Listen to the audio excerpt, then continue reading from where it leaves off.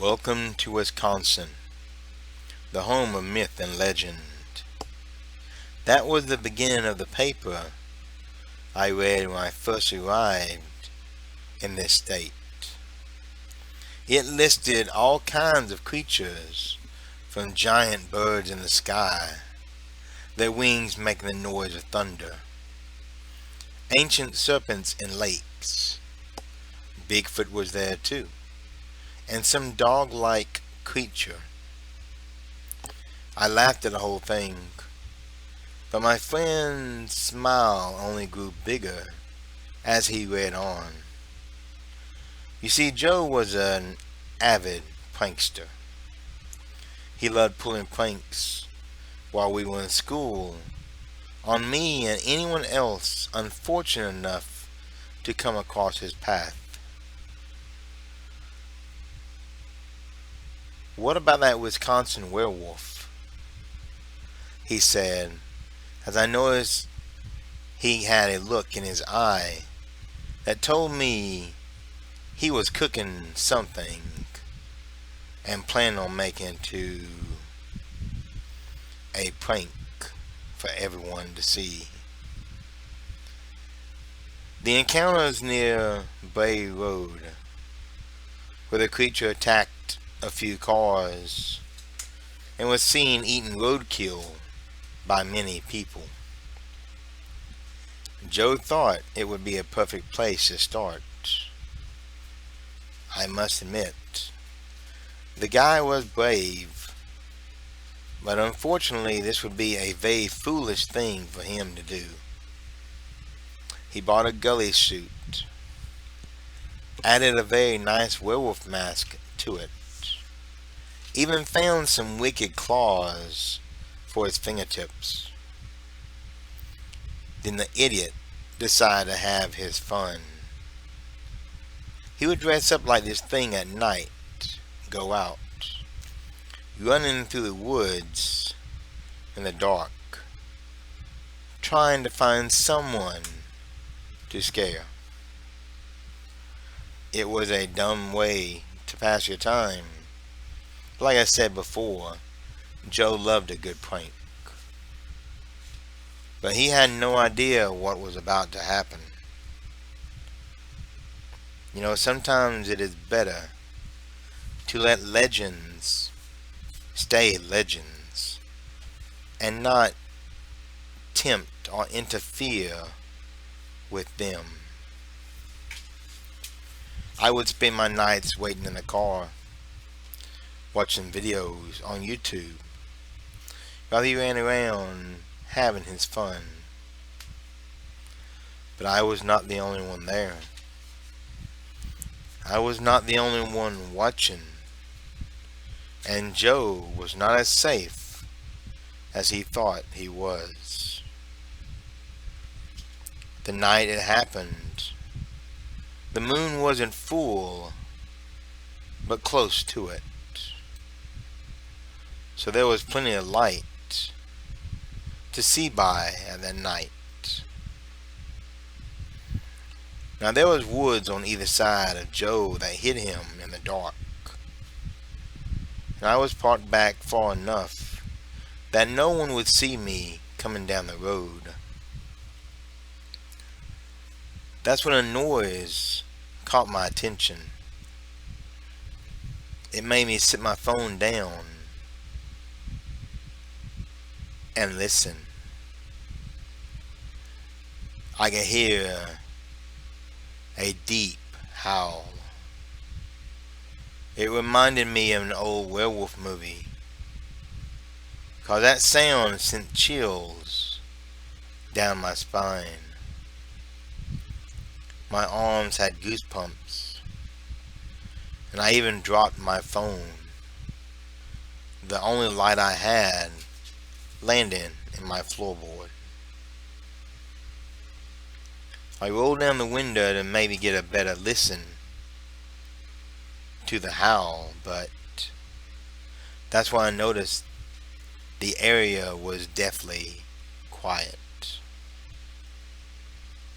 I leaned over, looking for my phone, found it. And that's when I noticed a presence close to me. It's like you know you're being watched, even though you can't see the one that's watching you. Call it a sixth sense, or just your inner gut. But I knew something was in those woods watching me. I looked out the window and almost screamed, for my gaze was met with two large, angry, yellow eyes. Eyes that was attached to a very large and hairy creature. It rose up, easily taller than the old Jeep Cherokee I had. Now this was a Jeep Cherokee made in the early 80s, one of the first ones. It was all steel, and top heavy too. I would find this out later in the night. I was afraid this thing, because it had long muscular arms, short clawed hands, and a very broad chest. The furry head was no doubt canine, maybe even wolfish. Get down. Go inside. Go inside. Go inside. This was not a man in a suit, but it did stink like an unwashed animal, a wild animal, an animal that did not belong anywhere near man. It turned and ran into the direction I knew my friend Joe had gone to. I blew the horn, but the creature had vanished into the dark. A few moments later, maybe one or two, I heard a blood-curdling scream, and I saw Joe not run, but bolt from the woods. He was screaming and running like a maniac toward the Cherokee. He yelled at me to start up as he jumped into the passenger seat and hid in the floorboard. I cranked the vehicle when I saw Joe running, because I knew what was behind him. We got back on the main road and I floored the gas pedal, easily hitting a speed of 60 miles an hour. That's when something came out of my woods to the left of the vehicle. It was big, gray, and very fast. And I remember Joe screaming about these dark, large yellow eyes. It caught us running on its back two legs as it ran up to the driver's side, not only catching our speed, but doing so easily. It looked at me in the mirror, growling, showing a mouth full of sharp, deadly teeth. That's when it collided with my Jeep, hitting us so hard I lost control. When I thought I regained control of the wheel, it came back and slammed into us again, the force knocking us off the road. I plowed into a large tree. As it tore open my door and threw me to the ground. That's when Joe began to run. I called for him, but he is already gone. The creature was gone. I never saw my friend Joe. The papers and the police described a torn ghillie suit, a nice werewolf mask ripped apart, but no body was ever found. I had to speak to the officials, and I answered what questions I could. But as soon as I could, I left that state, and I have never returned to Wisconsin ever since. I don't laugh when I hear about dogmen anymore. I do remember a monster with golden eyes and dreadful teeth. At night, I sit outside and listen for that cursed howl to come and haunt my dreams again.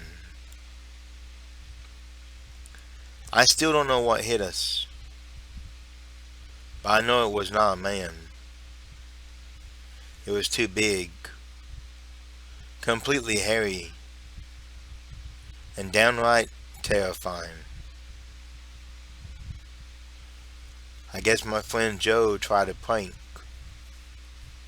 He never should have. It kind of reminds me of the old story of the boy who cried wolf.